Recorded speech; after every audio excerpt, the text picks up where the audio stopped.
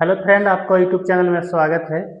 यहाँ पर देखिए कि पलामू चतुर्थवर्गीय कर्मचारी बहाली निकल चुका था, फॉर्म भी भरा गया था और उसमें जो है कि मेरिट बन के रिजल्ट निकलने वाला ही था।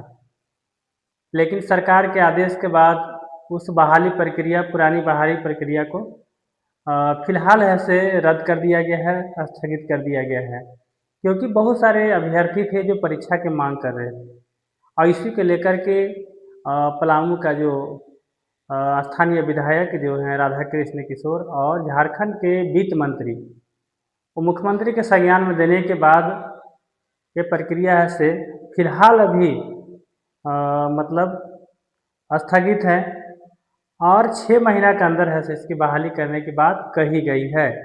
लेकिन जो बहाली होगी वह बिल्कुल परीक्षा के आधार पर बहाली होगी और उस परीक्षा में आपका सिलेबस क्या होगा अभी उसका कोई अता पता नहीं है। लेकिन सिलेबस जो होगा इसी सब्जेक्ट से होगा, जैसे गणित हो गया, आपको विज्ञान हो गया, रीजनिंग हो गया, सामाजिक अध्ययन हो गया, हिंदी हो गया, समसामयिकी झारखंड से संबंधित। क्योंकि पिछले बार जो परीक्षा हुई थी वह सेम यही सिलेबस था और 50 नंबर का आपका परीक्षा हुई थी। लेकिन यहाँ पर चलिए आते हैं कि तैयारी करना है तो तैयारी आप है से ऐसा नहीं कि वैकेंसी निकल गया आप तुरंत तैयारी कर लेंगे। तैयारी के लिए आपको पहले से प्रिपेयर होना होगा और प्रिपेयर जब तक नहीं रहेंगे तब तक आपको पूर्ण तैयारी नहीं हो सकती है। तो आज चलिए आप तैयारी कैसे करना है हम देखते हैं। यहाँ पर बहाली तो निश्योर है कि होना है, लेकिन थोड़ा सा लेट हो रहा है ये। तो लेट से मतलब नहीं है, अगर आपको ट्रेन पकड़ना है तो आपको स्टेशन में रहना पड़ेगा। उसी तरह से इस बहाली को अगर आपको एक सीट बुक करना है तो आपको प्लेटफॉर्म में रहना होगा और प्लेटफॉर्म रहने के लिए आप इतना सब्जेक्ट को आप फिलहाल है तैयारी करते रहिए। गणित का तैयारी करते रहे, विज्ञान का, रीजनिंग का, समसामयिकी हमेशा देखते रहना है, हिंदी व्याकरण है यहाँ पर। तो आज हम सबसे पहले हम शुरू करते हैं आपको गणित से। गणित में आपका जो है कि तो यहाँ पर देखिए कि आपको सबसे पहले गणित में आपको संख्या पद्धति पढ़ना है और संख्या पद्धति में सबसे पहले आपका है प्राकृत संख्या है, नेचुरल नंबर है। और नेचुरल नंबर जो है से आपको गिनती की संख्या को नेचुरल नंबर कहा जाता है। आपको नेचुरल नंबर में क्या होता है कि गिनती की संख्या, जैसे 1 2 3 4 5 इस तरह से अनंत तक जो आपको है से ये जाता है, यही आपका है प्राकृत संख्या है। और प्राकृत संख्या इसलिए इसको नाम रखा गया है गिनती की संख्या को, क्योंकि इसको खोज मतलब कोई कोई स्पेशल है से कोई गणितज्ञ नहीं किया है, बल्कि आपको हजारों साल लाखों साल पहले इसको है से खोज आपको गडेरी लोग जो भेड़ बकरी जो चराते थे वो लोग है ना शुरू किया था। तो चलिए विशेष हम कहानी बाद में हम दूसरे वीडियो में मिलेंगे। लेकिन आपको प्राकृत संख्या क्या है कि जो संख्या गिनती की संख्या है वही आपको प्राकृत संख्या है और इसमें आपको ऐसे जीरो शामिल नहीं है, स्पेशल जीरो अकेले। इसमें 10 शामिल है लेकिन क्या है, जीरो शामिल नहीं है। 10 हो सकता है, 20 हो सकता है, 30 होगा, ये सारे चीज होगा, लेकिन सिंगल जीरो आपको है प्राकृत संख्या में शामिल नहीं है। अब देखिए आगे आगे हम लोग यहाँ चलते हैं पूर्ण संख्या। तो पूर्ण संख्या में थोड़ा सा अंतर है।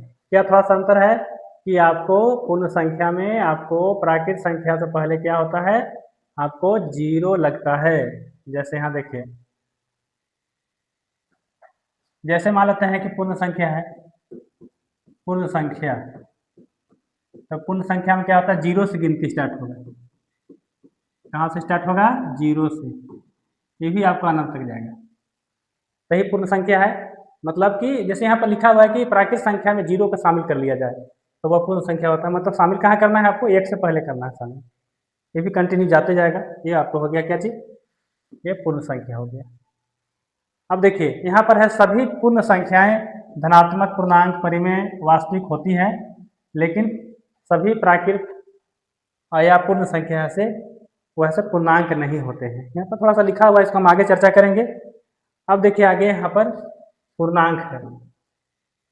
अब देखिए यहाँ पूर्णांक सबसे इंपॉर्टेंट चीज, इसको आप समझिए पहले बढ़िया से कि पूर्णांक किसे कहेंगे।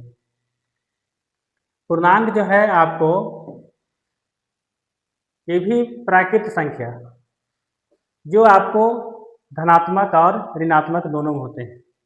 जैसे मान लिया जाए कि आपको इस तरह से आप इसको समझ सकते हैं, जैसे आपका यहाँ पर शून्य है, यहाँ पर 1 हो गया, 2 हो गया, 3 हो गया, और ये कहाँ तक जाएगा? अनंत तक जाएगा। तो इसका फिर क्या है यहाँ पर? आपको -1 है, -2 है, -3 है, ये भी आपको कहाँ जाएगा? अनंत तक जाएगा। एक इधर जा रहा है और एक इधर जा रहा है, तो इस तरह के जो होते हैं पूर्णांक होते हैं।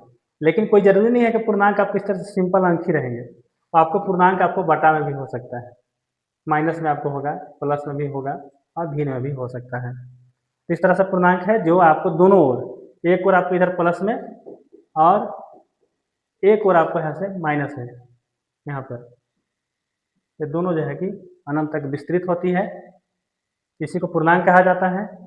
और जितने भी आपको पूर्ण संख्या है या प्राकृत संख्या है, सभी पूर्णांक के अंतर्गत आते हैं, लेकिन सारे पूर्णांक आपको पूर्ण संख्या और प्राकृत संख्या में नहीं होते हैं। तो यही पूर्णांक आपका है। अब देखिए आगे, अब यहाँ पर देखिए वास्तविक संख्या। वास्तविक संख्या क्या है? अभी हम संख्या पर चर्चा करेंगे कि संख्या पहले जब चर्चा कर लेंगे उसके बाद हम लोग धीरे धीरे चैप्टर बाय चैप्टर को चलेंगे। वास्तविक संख्या क्या है? वास्तविक संख्या किसे कहेंगे?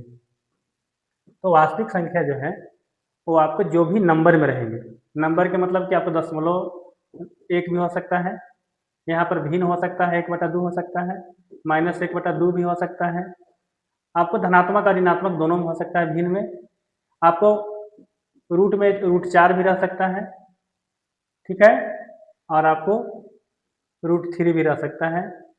तो इसका इस तरह से जो भी नंबर में रहेंगे, जो भी इसका सीधा से जानना है कि जो भी आपको नंबर में रहेंगे, चाहे वह आपको रूट में हो, दशमलव में हो, बटा में हो, भिन्न में हो, ये सारे संख्या क्या कहलाते हैं? वास्तविक संख्या कहलाते हैं। क्लियर है? तो इस तरह से आपको यहाँ पर दिया हुआ है। अब यहाँ पर दिया है कि अवास्तविक संख्या, अवास्तविक संख्या इसको बोलेंगे, इस रूट के अंदर -1 दिया हुआ, ऐसा होता नहीं है, ऐसी संख्या को बोलेंगे अवास्तविक, ये वास्तविक संख्या नहीं है। जैसे मान लेते हैं कि यहाँ पर हो गया -1/0 रूट अंडर, ये भी अवास्तविक है।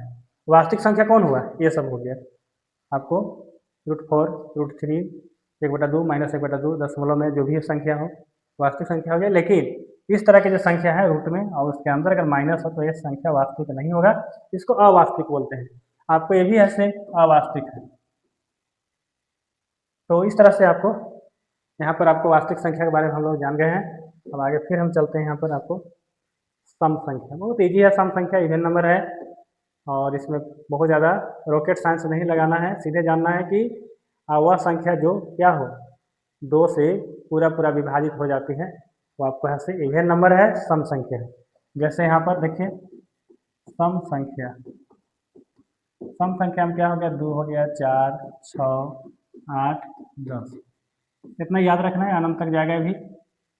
इसमें क्या होता है कि आपको ऐसे समझना है कि 2 से वो विभाजित हो जाते हैं।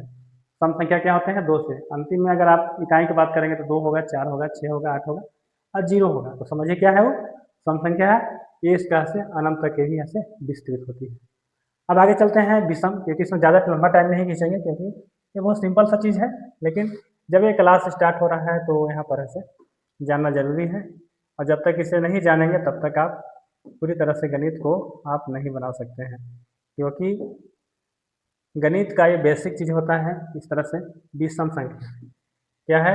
विषम, विषम का सीधा सा है कि सम में क्या होता है? कोई भी संख्या को भाग देने पर वह पूरा पूरा 2 से विभाजित हो जाता है, वो आपका ऐसा सम संख्या हुआ। लेकिन इसी का उलट देंगे कि वह संख्या जो 2 से पूरा पूरा विभाजित नहीं होता है वो क्या है? विषम संख्या है। अब यहाँ पर देखिए तो 6 नहीं होगा, 7 होगा, यहाँ पर 9 होगा, 11 होगा, इस तरह से आपको 13 होगा और अनंत तक के जाएगा। तो विषम संख्या ही हो गया। अब यहाँ पर आता है एक भाज्य संख्या। भाज्य संख्या यहाँ पर हम एक पढ़ेंगे, अभाज्य संख्या और भाज्य संख्या, दो चीज़। लेकिन सबसे पहले हम देख लेते हैं अभाज्य संख्या, यहाँ पर जिसको बोलते हैं को प्राइम नंबर बोलते हैं। और देखिए यहाँ पर भाज्य संख्या, ऐसी प्राकृत संख्या जो एक या अपने को छोड़ करके, एक और स्वयं को छोड़ करके किसी भी दूसरे नंबर से वो विभाजित नहीं होता है, ऐसी संख्या को क्या कहा जाता है? अभाज्य संख्या कहा जाता है। क्या कहा जाता है? अभाज्य संख्या। जो यहाँ पर दिया हुआ देखिए, इसको नहीं देखना ये वाला चीज, ये आपको भाज्य में है। यहाँ पर देखिए अभाज्य संख्या को, अभाज्य संख्या क्या बोले कि वैसी संख्या जो आपको एक और स्वयं को छोड़ करके, एक और अपने आप को छोड़कर किसी दूसरे संख्या से विभाजित नहीं होता है, उसे क्या कहेंगे? अभाज्य संख्या कहेंगे।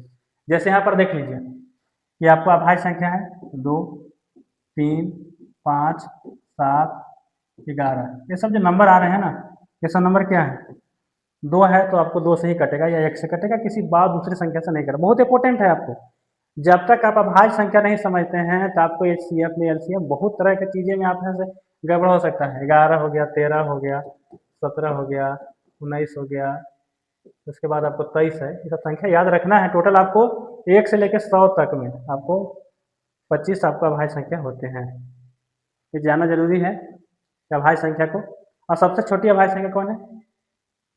2 है। बड़ी के बारे में वो आपको ऐसे अनंत होगा। तो ये अभाज्य संख्या हो गया। अब आ जाते हैं भाज्य संख्या। कौन संख्या? भाज्य। तो भाज्य संख्या किसको बोलेंगे? देखिए यहाँ पर ऊपर वाला में है भाज्य संख्या। क्या है? भाज्य संख्या। तो ऐसी प्राकृतिक संख्या जो क्या होता है, एक और अपने को छोड़कर किसी और भी संख्या से विभाजित हो जाता है। जैसे मान लेते हैं कि भाज्य संख्या जो विभाजित हो जाए, किसी न किसी नंबर से, किसी न किसी संख्या से क्या हो जाए, वो विभाजित हो जाए, वैसे संख्या क्या कहेंगे? भाज्य संख्या बोलेंगे। क्या बोलेंगे? भाज्य संख्या। जो क्या होता है, जो एक और स्वयं को छोड़ करके किसी और दूसरे संख्या से कट जाए। यहाँ पर देखिए कि सबसे जो छोटी भाज्य संख्या 4 है। 3 तो आपका भाज्य हो गया, 2 भी अभाज्य हो गया, और 1 तो होगा ही नहीं। तो 4 यहाँ पर है, 4 है, 6 है, 9 है। 9 के बाद आपको 10 हो जाएगा, 12 हो जाएगा, 14 हो जाएगा, 16 हो जाएगा। इस तरह से आपको संख्या जो आएंगे वो आपको क्या कहलाएंगे? भाज्य संख्या। भाज्य संख्या मतलब किसी न किसी संख्या से वो एक और स्वयं को छोड़कर कट जाए। और अभाज्य में क्या होता है कि एक और स्वयं को छोड़कर किसी अन्य संख्या से विभाजित नहीं हो, वो अभाज्य संख्या हुआ। अभाज्य संख्या जानना जरूरी है, बहुत बेहद जरूरी है, क्योंकि आपको कई जगह ऐसे यहाँ पर आपको क्वेश्चन शुरू होंगे और उसे बनाना आपको होगा। अब देखिए यहाँ पर, अब ये आ गया आपका क्या? परिमेय संख्या। अब आप बता सकते हैं कि परिमेय संख्या क्या है? ठीक है, परिभाषा तो हर आदमी जानता है और रट को भी याद किया जा सकता है, लेकिन इसका सीधा सही जानना है कि परिमेय संख्या वो आपको समझना है कि कौन कौन परिमेय संख्या। वो दशमलव में हो सकते हैं, बटा में हो सकते हैं, आपको वर्गमूल में हो सकते हैं। ऐसे परिभाषा लिखा है ऐसी संख्या जो p बटा q के रूप में होती है, जहाँ पर p और q पूर्णांक संख्या होते हैं, जहाँ पर q नॉट इक्वल टू 0 होता है। ये आपको कौन संख्या हो? परिमेय संख्या। जैसे मान लेते हैं कि आपका 0 हो गया, 1 हो गया, -1/2 हो गया, ये परिमेय संख्या हुआ। परिमेय संख्या देखिए आपको इस तरह से आपको कई इसको श्रेणी में रखा गया है। जैसे मान लिया जाए कि आपका एक तो सिंपल अंक हो गया, 0 हो गया, 1 हो गया, 2 हो गया, 3 हो गया। जब जहाँ तक दशमलव की बात करते हैं तो दशमलव कौन परिमेय संख्या होंगे? दशमलव में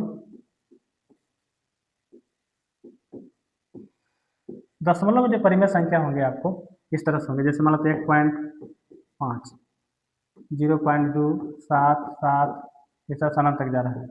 लिमिट है, इसमें रेकरिंग लगा के आप ऐसा कर सकते हैं। तो ये संख्या आपको परिमेय संख्या के अंतर्गत आता है। लेकिन इसमें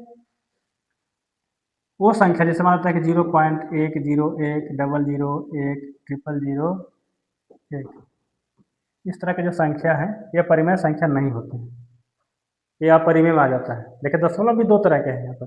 दशमलव शांत है, ये अशांत है, और ये भी अशांत है। लेकिन कैसा अशांत है? मतलब ये हर स्टेप में अपना रूप को क्या कर रहा है? चेंज कर रहा है। सिंगल, डबल, ट्रिपल, 4 इस तरह से बढ़ते जा रहा है। तो इस तरह की संख्या परिमेय संख्या के अंतर्गत नहीं आते हैं। दूसरा चीज़ हम परिमेय संख्या के बारे में डिटेल करना चाह रहे हैं। जैसे यहाँ पर देखिए, परिमेय समझने के लिए परिमेय भेद पढ़ना पड़ता है। जैसे आपको 22/7 क्या है? परिमेय संख्या। क्या है? परिमेय है। लेकिन अगर इसी का अगर आप पाई लिख देंगे तभी बन जाएगा क्या चीज़? अपरिमेय बन जाएगा। क्या बन जाएगा? अपरिमेय। ठीक है, ये क्लियर हो गया। तो यहाँ पर देखिए कि परिमेय संख्या आप समझ गए। अब देखिए यहाँ पर अपरिमेय संख्या। अपरिमेय संख्या क्या होता है? वह संख्या को छोड़कर जिसकी क्या है, देखिए यहाँ ये आपका है अपरिमेय संख्या रूट में, जैसे रूट में जितना भी जिसका पूर्ण वर्ग ना हो, जैसे मान लिया जाए कि रूट में आपको ये 4 है, तो ये आपको हो गया परिमेय। क्या हो गया? परिमेय संख्या। अब अगर रूट 3 है, इसका तो नहीं टूटेगा, ये आपको हो गया अपरिमेय। तो ऐसी रूट में संख्या जिसका रूट नहीं टूटता हो वो आपको ऐसे अपरिमेय में आ जाएगा, और जिसका टूट जाता है वो परिमेय में आ जाता है। एक दशमलव का बताए भी थे यहाँ पर, एक वाला, तो ये सब जो है आपको अपरिमेय में आ जाएगा, और बाकी जो दशमलव रूप है वो परिमेय में आ जाता है। कोई भी चिन्ह, कोई भी प्रतीक चिन्ह, जैसे यहाँ पर फाई, थीटा, लैम्डा जो भी है, ये सब आपको अपरिमेय में आते हैं। क्या मानते हैं? अपरिमेय में आते हैं। अब देखिए यहाँ पर आ गया वास्तविक संख्या के बारे में, पीछे में चर्चा किए थे। तो वास्तविक संख्या में क्या होता है कि सारे संख्या होते हैं, परिमेय संख्या, अपरिमेय संख्या का समुच्चय, सारे संख्या जो अंक में आपको होंगे, रूट में होगा, दशमलव होगा, भिन्न में होगा, ये सारे संख्या क्या होगा? आपको वास्तविक संख्या होगा। तो चलिए आज की क्लास में इतने ही, फिर हम मिलेंगे और दूसरा इसी का कुछ भाग लेकर के आएंगे, आपको रिहर्सल कराएंगे गणित में कैसे आपको समझना है। धन्यवाद।